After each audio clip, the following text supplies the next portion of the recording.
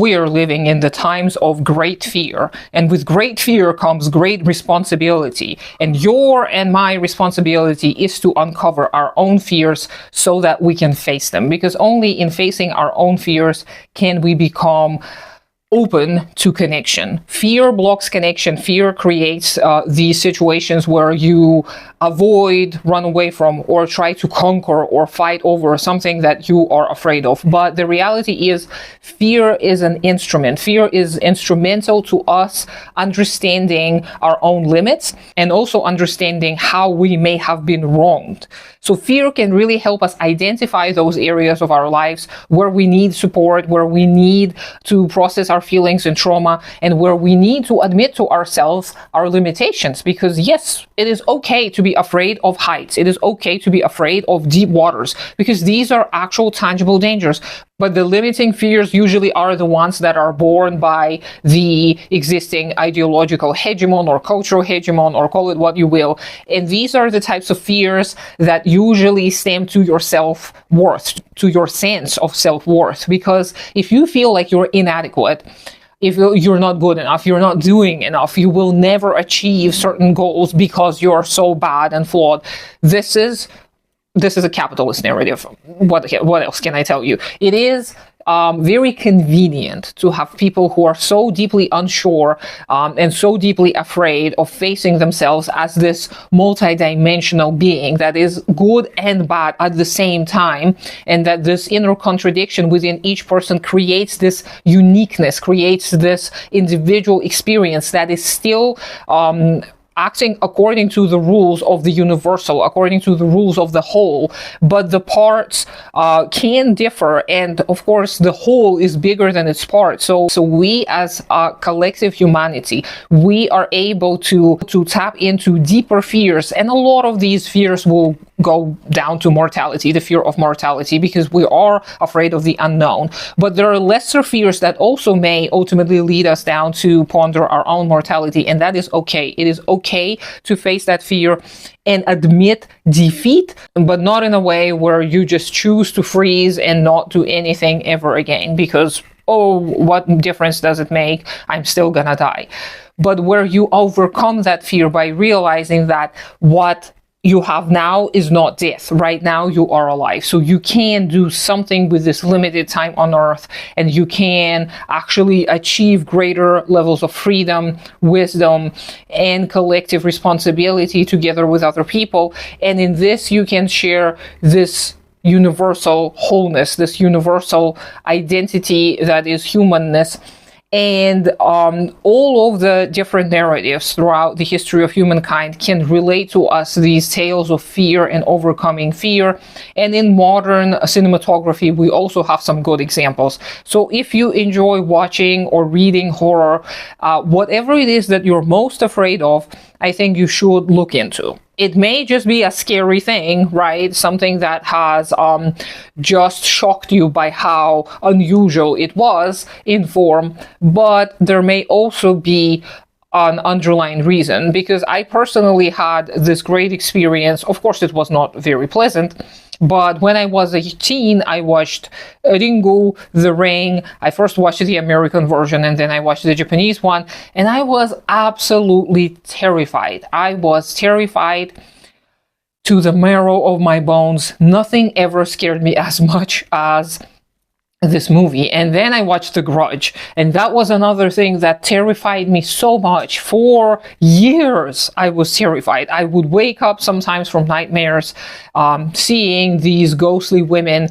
standing by my bed, and I started thinking when I became older that there's got to be something in it. And I did undertake a journey of psychoanalysis, and I did come to some great conclusions, and I meditated with my fear, and I faced my fear, and I realized that these movies are a great representation of traumatized and abused women and children. They are really good at representing that complete meaninglessness of the revenge of these ghosts. They do not care who they murder, right? They're going to murder everyone in sight. Whoever they can get a hold of, they're going to hurt and kill. So this correlates to the perpetuation of trauma cycle, because when you have been abused as a child, you're going to possess within yourself this fiery desire for revenge. It may not be even conscious to you, but then ultimately this urge can appear within you, and you may start even unconsciously and accidentally start hurting others, and usually those who are helpless or the weakest available to you. So again, usually children. So this mother to child type of an abuse is very, very common in the modern day and age, unfortunately.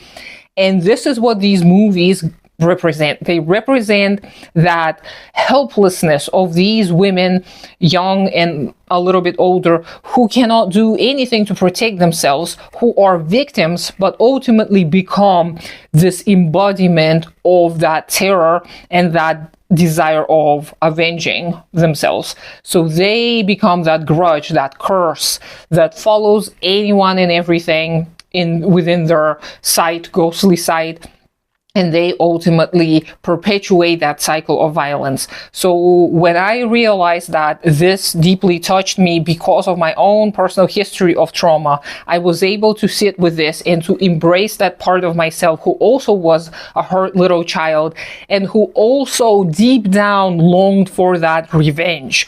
And I realized that the revenge scenarios and narratives seen in movies and read in books can really relieve some of that tension and some of that pain. You can, through these characters, vicariously live out some of these fantasies, revenge fantasies, and see how ultimately it is not going to help you feel fulfilled, feel whole, feel healthy, etc. So you're going to end up regretting any kind of revenge narratives, and it is good that you're able to observe them culturally, to see them play out safely and not act upon your own personal urges of revenge.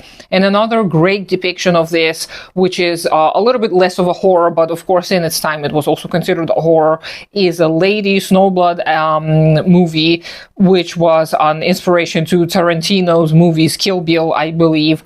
And Lady Snowblood is an amazing, amazing depiction of that cycle of revenge, where ultimately the only outcome, and of course, spoiler alert, the only outcome for the Avenger is to face revenge themselves. And this is when the cycle is going to be finished. So the Avenger has to die, has to sacrifice themselves so that this vicious cycle is not repeated anymore. But of course, we're not ghosts. We're not burdened usually with avenging our deceased parents, so we do not have to partake in actual revenge. What we can do instead is face that fear, face those unfortunate past circumstances, and act upon them with agency, because this is where we can see the contradiction of fear blocking our curiosity and seeing how it actually hinders our progress as human beings, and it hinders our ability to connect to other people. And when we sit with our fear, we're able to take a step forward in order to overcome it. And of course, there are many other steps that you have to undertake, but this is something that you probably are best off figuring out on your own. There is a ton of advice online from all kinds of people. So of course, be wary of all kinds of charlatans who may offer some kind of esoteric experience to you. Be mindful. I do recommend psychoanalysis. Humanistic psychoanalysis is fine. Lacanian psychoanalysis, in my opinion, is pretty superior to the rest of those schools. Also, just reading on the histories of people and how they dealt with their pain can also be helpful and inspirational. And it is necessary to do so, because we do not want to carry the burden of our trauma together with the burden of building new collectives. In order to build healthy collectives, we have to try and achieve a level of health ourselves. So let me know what you think. I hope you have a great day today. Consider supporting me on Patreon. Do take care of yourself and your community first. Subscribe to me on all the social medias, even though I don't do much there, and I'll talk to you sometime later.